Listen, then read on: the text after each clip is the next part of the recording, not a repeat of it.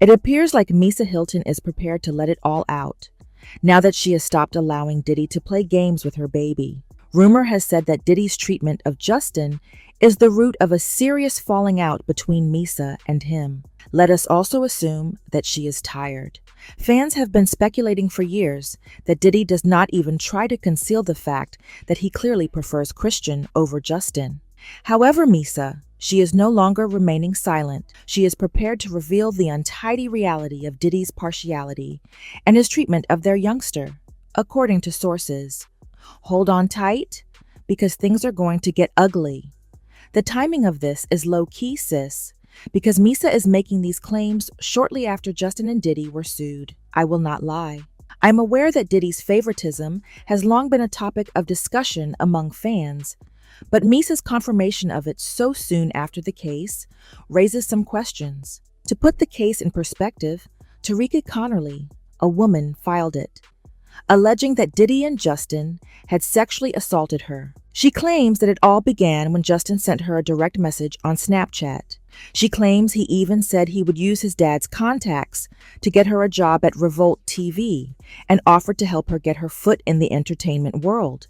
He allegedly took care of everything, arranged a car, flew her from New Orleans to Los Angeles, and made everything seem legitimate. However, it is said that a lapse occurred after she landed in Los Angeles. In the court filings, she claimed that Justin offered plaintiff liquor and then marijuana, which plaintiff believed was laced due to the effect it had on her. Justin then offered and made.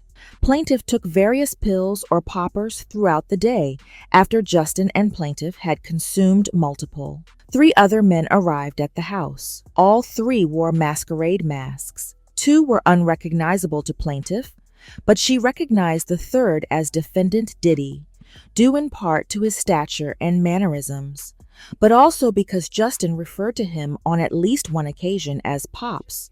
She continued by saying that she was led to a bedroom and instructed to wait for things to happen or else. According to the court filings, in that bedroom, each of the 3 men took turns saying plaintiff, both while she was and incapacitated. The brutal gang of plaintiffs continued from Saturday evening through at least midday Sunday, with the 3 men continuing to take their turns essaying plaintiffs. Despite how awful it sounds, people were not really surprised because Lil Rod had previously revealed in his lawsuit that Justin had supposedly assisted Diddy in finding women. Lil Rod said that underage girls, S-workers, and prostitutes were solicited by Justin Combs. Therefore, we were not as shocked by his lawsuit as we ought to have been. However, Misa is now out there saying that Justin and Diddy were not that close. Rumor has it that she is asserting that Diddy is much closer to Christian and that he merely uses Justin to hide his identity. Fans kind of clocked that tea a while ago, so I am not saying she is lying when she says Diddy is closer to Christian than Justin. To be honest, it is easy to understand why fans could believe this. Christian resembles Diddy perfectly to start. Additionally, he behaves much like Diddy, based on what the streets have been saying. You can see why Diddy would prefer him to Justin. In addition, Christian's mother is Kim Porter, whom Diddy has frequently called his one true love. We have to question what he actually means by one true love, though, given what we now know about the alleged infidelity and physical abuse he inflicted on her during their relationship. However, given that he even adopted Kim's kid Quincy, whom she had with Albie, Diddy may have harbored a perverse affection for Kim. Yes, Quincy even believes that Diddy, not Albie, is his biological father. Yes, this explains a lot about Diddy's acceptance of him. However, there are allegations that Diddy may not even be Justin's biological father. Diddy apparently uses Justin as a scapegoat all the time, and I know you have heard the accusations that Misa lied about Diddy's paternity. For background, Justin was born to Misa Hylton in 1993. However, there has been speculation for years that Diddy may not be his biological father. During their tumultuous relationship, Misa allegedly had an affair with Anthony Wolfe Jones, Diddy's bodyguard. Although the tale has been circulating for some time, it is gaining momentum once more, particularly when Gene Deal, Diddy's bodyguard, made a statement about it. He left enough clues for others to ponder, but he did not confirm anything. Do you think that Diddy is actually Justin's father? I want to know. But I make empty windows like, damn, how your son look like your best friend? If he like it, I love it. It's people that said that he looked like Wolf, but I wasn't there. Justin's resemblance to Wolf is the reason this whole story continues to garner so much attention. People have been discussing the likeness for years because it is difficult to ignore when viewed side by side. Diddy allegedly knew Wolf was Justin's biological father from the beginning. For this reason, Diddy took over and claimed Justin as his own after Wolf's death in 2003. It does not matter if the whispers are real or not. Oh, and there have also been reports that Diddy set up Wolf's unlove as retaliation, but I did not tell you that.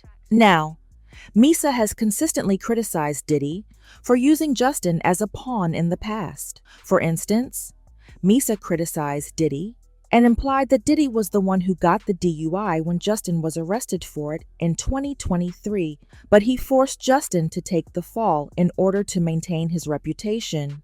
On Instagram, Misa blasted him, stating, "I'm not with any of that reality TV-ish. When is enough enough? I'm not protecting no one anymore, just my son and all. The children I love have a come-to-Jesus moment." The statement of fish rots from the head down means that in addition to being a major contributing factor in a family or organization's success, leadership is also the root cause of its failure and demise. The truth shall set you free. She continued, acting bad, bad boy. I used to want to be a bad girl, but I chose to be a queen. Tried and true. I'm not perfect, but I am intentional. I should have kept my child with me. She also said, everyone has to sit around for years and act like there isn't anything wrong with you. This is where the buck stops for me. If anything ever happened to my son, God forbid, what is anyone going to say to me? When we all know whose fault it would be. We questioned why she was standing up for a 30-year-old man at the time. But now that we know better, we can see why she blasted Diddy in such a way. That is not all, though. For example, were you all aware that Justin was expected to play in the NFL? However, Diddy destroyed his career before it had even begun. For background, Justin was accepted to Harvard after graduating from high school. However, Diddy put an end to that for whatever reason, forcing him to relocate to UCLA in order to be nearer to him in Los Angeles. However, that justification never really made sense. In Los Angeles, Diddy is hardly ever seen. He is always moving between Miami, New York, and other places. It was obviously not about being close. Control and ensuring Justin understood who was making the decisions were the main concerns. In any case, Justin transferred to UCLA and began to succeed there. He joined the football squad, and rumors have it that he was so good that people began discussing his potential to become a professional. However, Diddy got himself arrested for practically touching Justin's coach, just when things were starting to get better. He even hurled a kettlebell at the coach after grabbing him. Justin's football career ended there, but the coach was unharmed. His professional aspirations were abruptly dashed when he was dismissed from the team. Given that he was responsible for the disaster, you would think that Diddy could have repaired that with all of his power. However, Misa claims that Diddy never did anything, since that was precisely the way he had it planned. However, despite Christian's music not being popular for years, Diddy has been promoting it. After 9 years of being contracted to Bad Boy Records, he has yet to release an album. However, when you are being funded by your father's money, who needs to work? Regarding Daddy's wealth, may we also discuss Justin's apparent lack of financial stability in comparison to the other children? When he was unable to pay his car payment, he was even sued a few months ago. The suit claimed that Justin entered into a lease for the Bentley in January 2022, agreeing to make 42 payments of $3,365.23 each. However, the trouble arose when he failed to make a payment due on December 20th, 2023, leading to a default on the agreement. As a result, Porsche Leasing is claiming that the entire remaining amount of $172,601.43 is now due, along with additional charges and interest. You all know what Christian was doing, hosting extravagant parties, and Justin was having trouble.